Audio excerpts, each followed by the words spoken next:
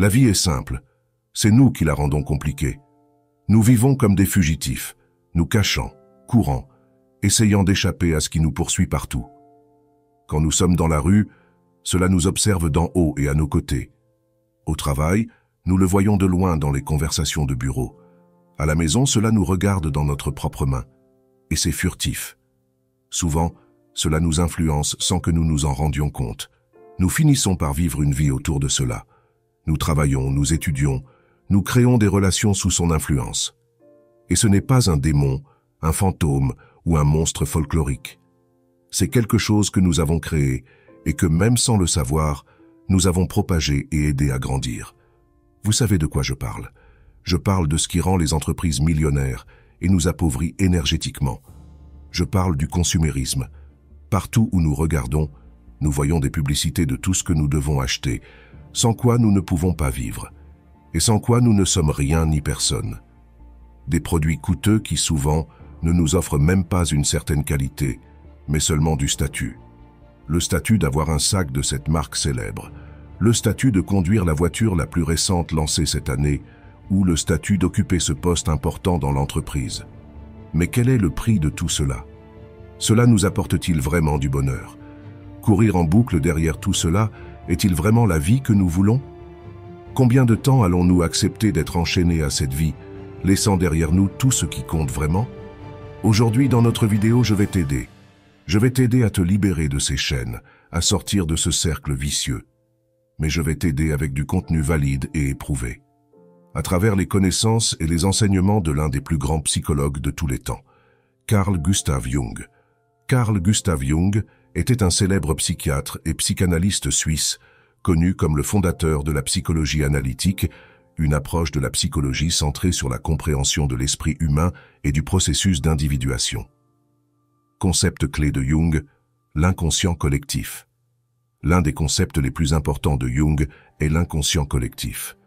Contrairement à l'inconscient personnel qui est unique à chaque individu et qui est constitué d'expériences et de souvenirs personnels, l'inconscient collectif est partagé par toute l'humanité. Il est constitué de contenus et d'images communs à tous les êtres humains, hérités de nos ancêtres. Ces contenus sont connus sous le nom d'archétypes. T'es-tu déjà demandé pourquoi certaines histoires, mythes et symboles sont reconnus et ont une signification profonde pour des personnes de différentes cultures et époques? C'est parce qu'ils sont connectés à l'inconscient collectif. Par exemple, l'archétype du héros apparaît dans les mythologies et les histoires du monde entier, d'Hercule dans la Grèce antique aux super-héros des bandes dessinées modernes. Les archétypes sont des images primordiales et universelles qui composent l'inconscient collectif. Ce sont des modèles de comportement et de pensée qui se manifestent dans les rêves, les mythes, l'art et la religion. L'individuation. Le processus d'individuation est central dans la psychologie analytique de Jung. Il s'agit du chemin par lequel une personne devient son véritable soi, intégrant les différentes parties de sa personnalité. Ce processus implique d'intégrer le conscient avec l'inconscient, en reconnaissant et en acceptant les différents aspects de soi-même, y compris les archétypes.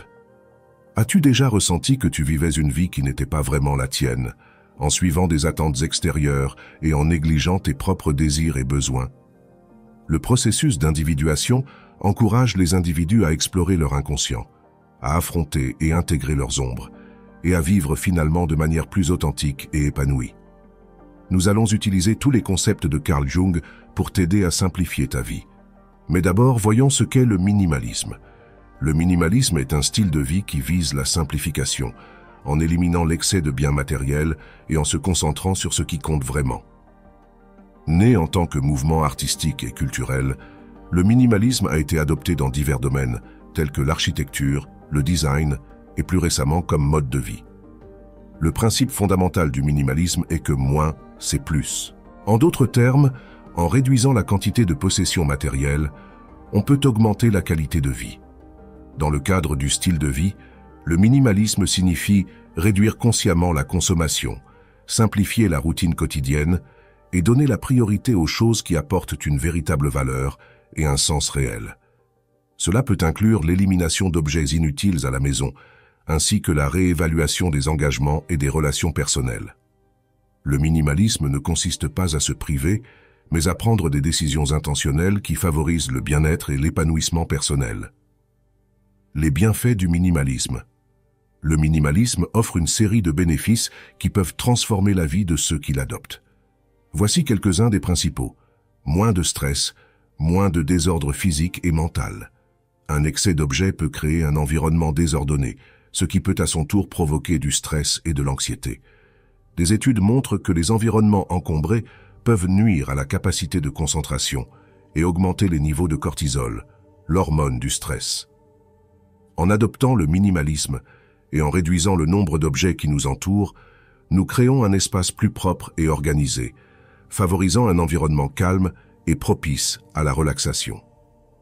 Simplifier la routine et réduire les engagements et les activités non essentielles aide également à diminuer le stress. Un emploi du temps plus simple permet de se concentrer sur les activités qui comptent vraiment et qui apportent de la joie, éliminant ainsi le sentiment de surcharge et de pression constante. Une clarté mentale accrue, une meilleure concentration. Avec moins de distractions autour de nous, il est plus facile de maintenir son attention sur des tâches et des objectifs importants. La clarté mentale s'atteint lorsque nous parvenons à éliminer le bruit qui rivalise pour capter notre attention. Un environnement minimaliste favorise le calme et la concentration, facilitant même la pratique de la méditation. Des décisions plus conscientes. Cela réduit la fatigue décisionnelle, permettant à notre esprit d'être plus reposé et prêt à prendre des décisions importantes de manière plus consciente et délibérée.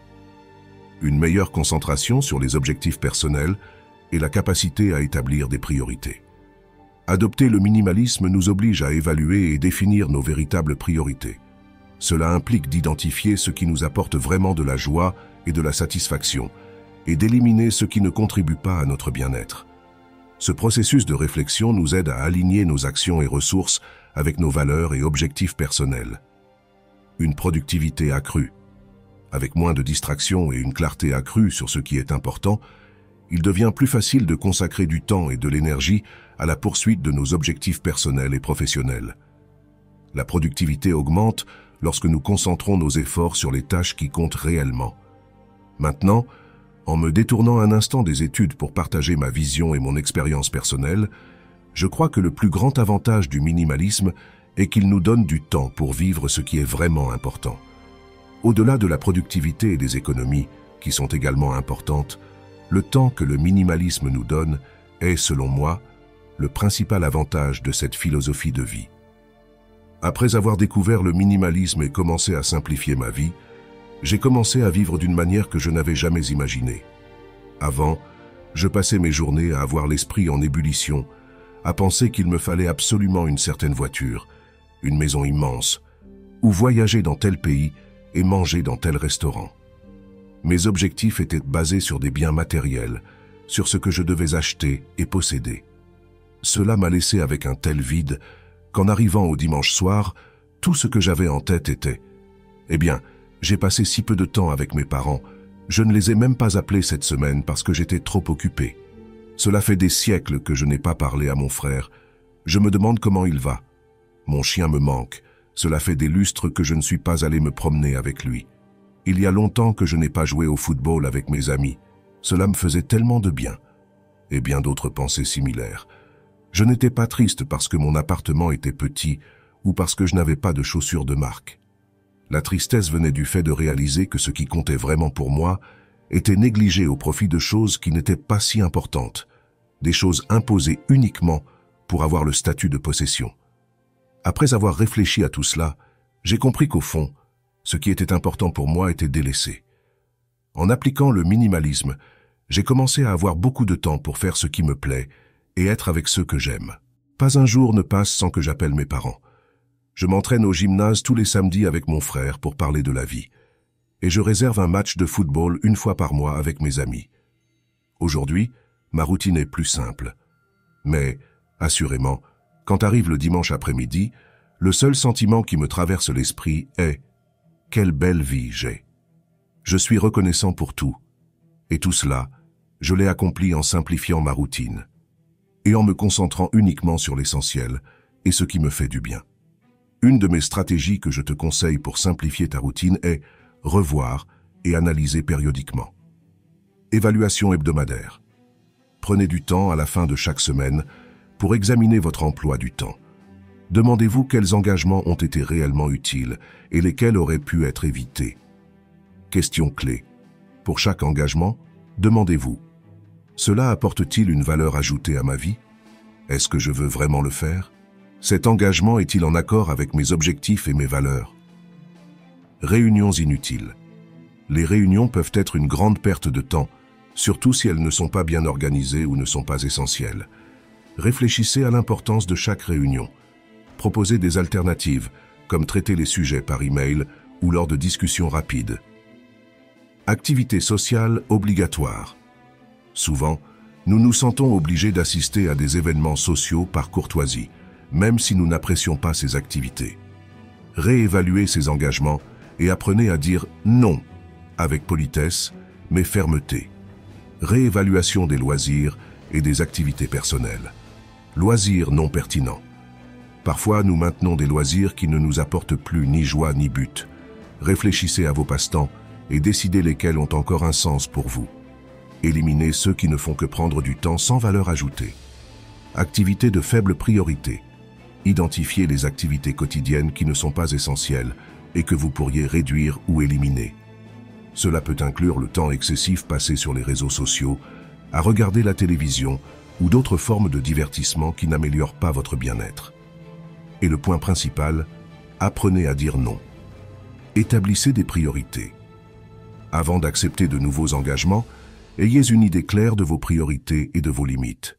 Cela vous aidera à décider plus facilement quand dire non. Réponse courtoise. Développez des manières polies de refuser des invitations. Par exemple, vous pouvez dire « Merci pour l'invitation, mais j'ai déjà d'autres engagements ». Ou encore « Merci pour l'opportunité, mais je ne pourrai pas assister cette fois ». Maintenant que nous avons appris sur Carl Jung, nous avons également découvert le minimalisme et comment il a influencé ma vie. Pour t'aider à comprendre l'importance du minimalisme et comment il peut transformer ta vie, examinons l'histoire de Marc. Marcos était un homme dans la trentaine, qui réussissait dans sa carrière, mais qui était submergé par un océan d'engagement et de responsabilités. Il travaillait pour une entreprise technologique, où sa charge de travail était intense et les attentes extrêmement élevées. Sa journée commençait avant l'aube, en vérifiant frénétiquement ses emails et en terminant des tâches en suspens avant même de quitter la maison. Sa femme, Laura, et ses deux enfants, Pierre et Anastasia, le voyaient à peine. La vie de Marcos était dominée par le chaos et les futilités, et cela commençait à lui coûter cher. Il se levait chaque matin, prenait un café rapide et partait au travail. Son trajet quotidien incluait un arrêt obligatoire dans un café branché où il dépensait une petite fortune en donuts. Son bureau était constamment encombré de papiers et de souvenirs d'événements d'entreprise. Marc croyait que tous ces objets étaient essentiels à son succès.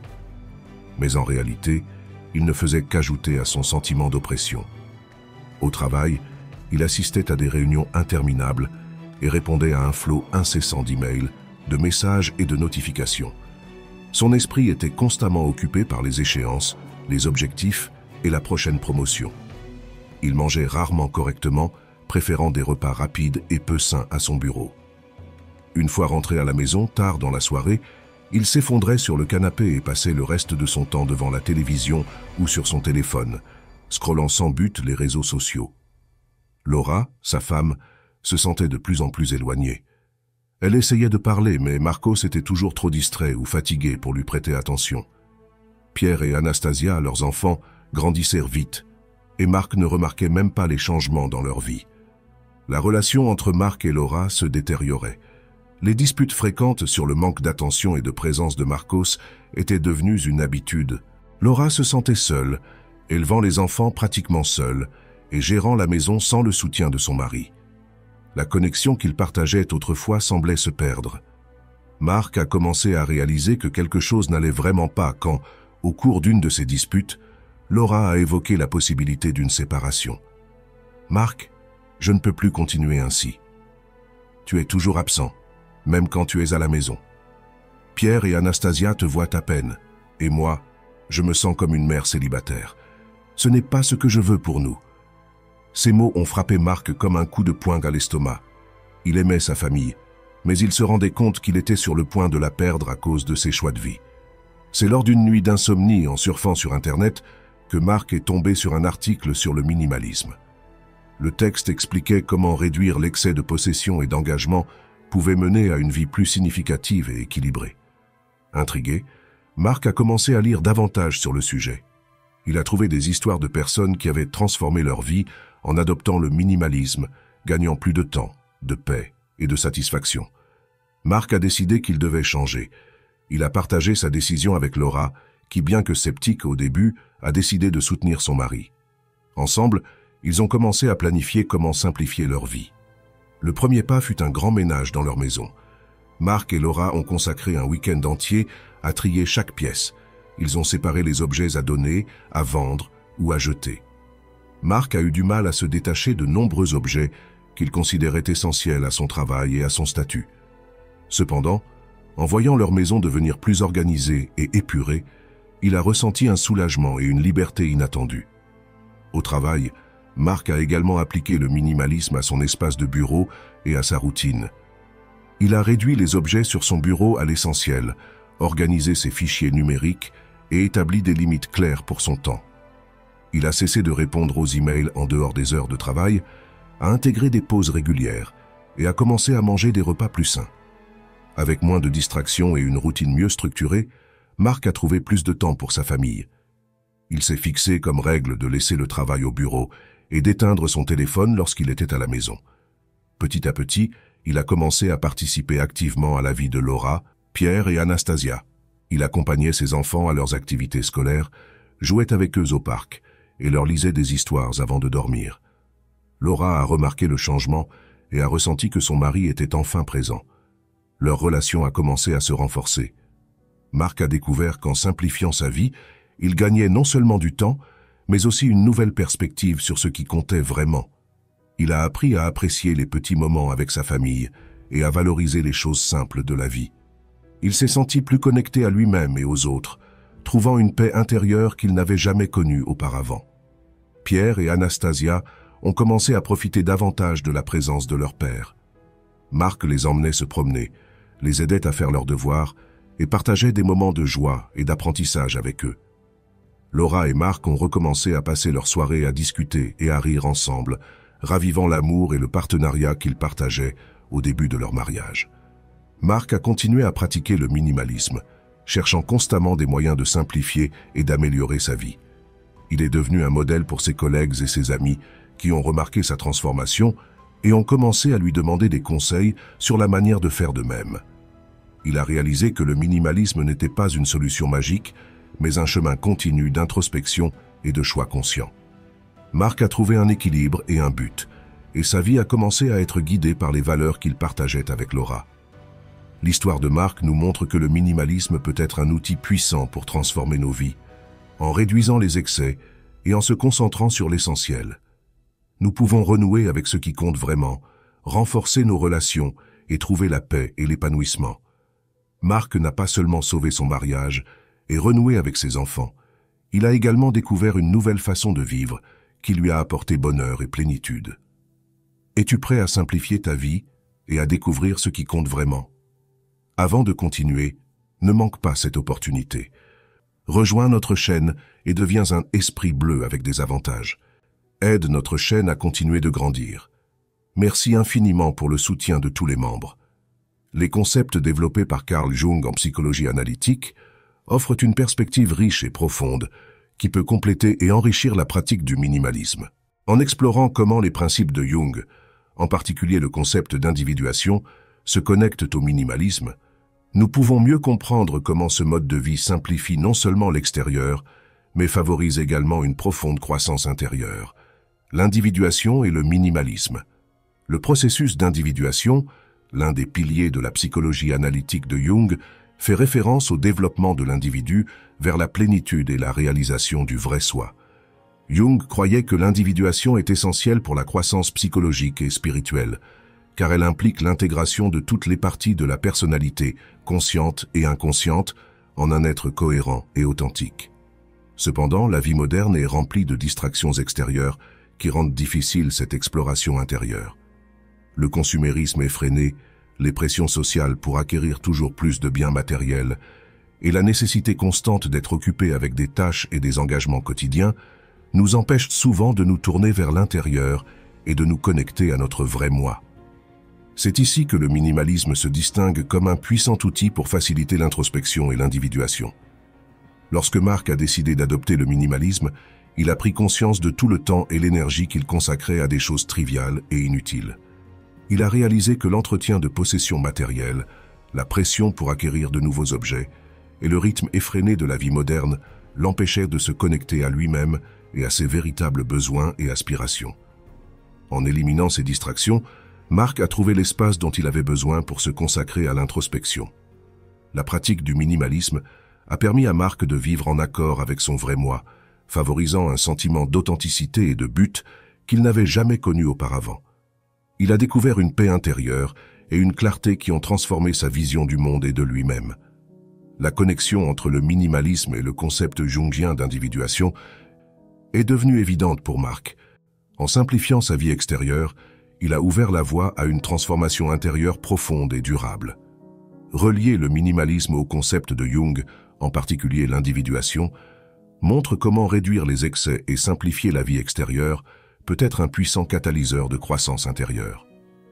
Le minimalisme nous aide à éliminer les distractions, à nous concentrer sur l'introspection et à vivre en accord avec notre vrai moi, favorisant une vie plus équilibrée, authentique et connectée.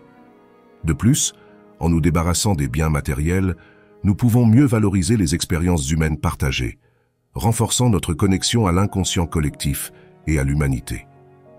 L'histoire de Marc illustre comment ces pratiques peuvent transformer nos vies, nous apportant plus de clarté, de but et de plénitude.